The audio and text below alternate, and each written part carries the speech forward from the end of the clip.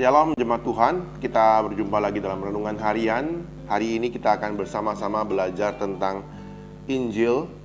Kita melangkah seirama dengan Injil. Saya mengajak kita membaca dalam Galatia pasal 5 ayat 25.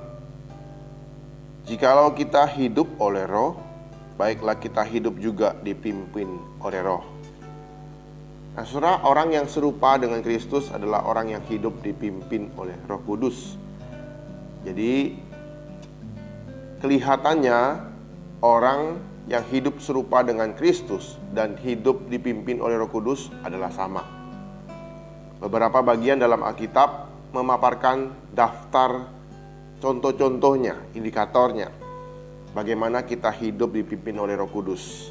Setiap daftar itu berbeda, namun menjelaskan sebuah fenomena yang sama, yaitu bahwa Roh Kudus memampukan hidup Kristus terpancar melalui hidup kita. Dalam 2 Petrus 5:7 dituliskan kepada kita, kebajikan, pengetahuan, penguasaan diri, ketekunan, kesalehan, kasih akan saudara seiman, dan kasih akan semua orang.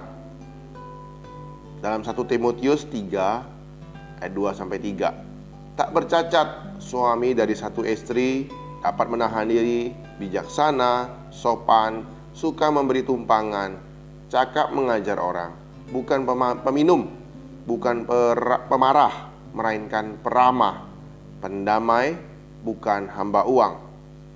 Dalam Galatia 5 ayat 22-23, kasih, sukacita, damai sejahtera, kesabaran, kemurahan, kebaikan, kelemah lembutan, kesetiaan, penguasaan diri. Nah, saudara, sebagai manusia yang berdosa, mustahil kita punya karakter seperti itu. Nah, saudara, Yesus hidup penuh dengan semua itu. Anda dan saya tidak akan pernah mampu hidup 24 jam, 7 hari seperti itu seumur hidup kita.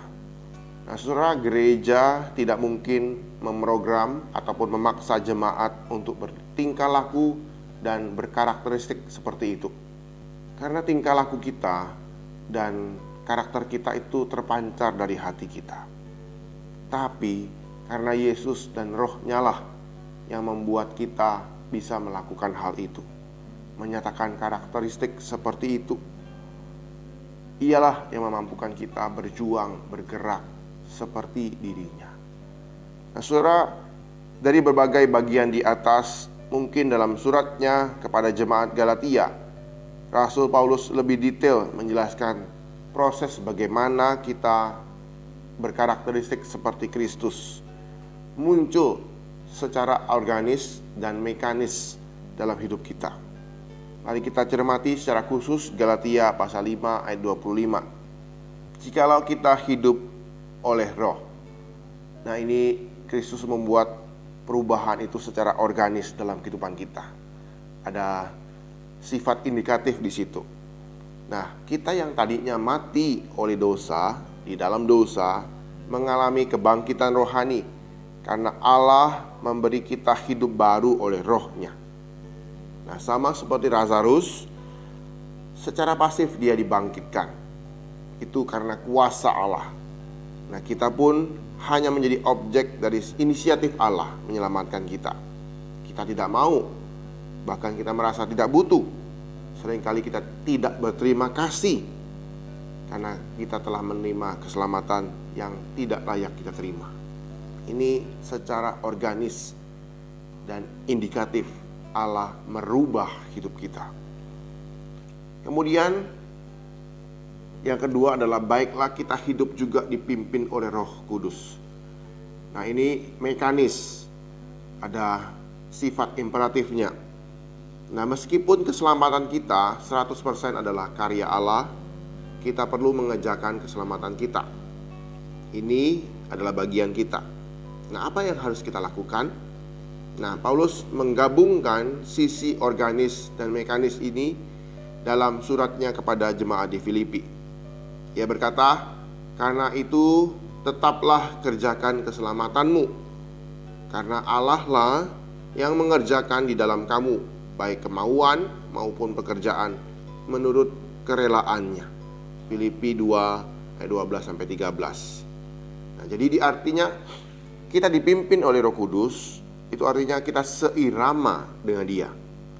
Sama seperti anggota tentara itu berjalan seirama dengan pemimpinnya, serempak, kompak, mengikuti arahan pemimpin barisan.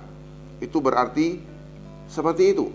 Kita tidak mendahului Roh Kudus, juga tidak ketinggalan di belakang Roh Kudus. Kita seirama. Nah, kalau Roh Kudus mendorong kita membagikan kasih-Nya, kasih Kristus kepada teman-teman kita di tempat pekerjaan, di kampus, jangan berdiam diri. Jangan mengatuk mulut kita. Gitu. Jadi kita digerakkan menceritakan Injil Tuhan, mari kita ceritakan. Nah, kalau Roh Kudus tidak memberi kita damai sejahtera, mengambil keputusan karir kita ataupun bisnis kita yang berpotensi membuat kita jatuh dalam dosa. Oleh karena itu jangan melangkahkan kaki, jangan membukakan mulut kita. Sama seperti orang Israel diam dan berjalan sesuai dengan tiang awan dan tiang api, demikian pula kita melangkah seirama dengan Roh Kudus. Nah, itu berarti ada tempat-tempat di mana kita tidak boleh kunjungi. Ada hal-hal yang seharusnya kita tidak lihat. Ada relasi yang harusnya kita tidak pelihara. Ada percakapan-percakapan yang tidak kita ikuti. Ada perasaan-perasaan yang tidak harus kita manjakan. Keinginan yang seharusnya tidak kita puaskan. Ataupun sikap-sikap yang harusnya tidak kita bangun. Nah, setiap kali kita mengikrarkan pengakuan iman rasuli, aku percaya kepada Roh Kudus, itu berarti kita percaya bahwa ada Allah yang hidup, yang mendiami manusia, yang mengubahkan hidupnya dari dalam keluar melalui Roh Kudus-Nya.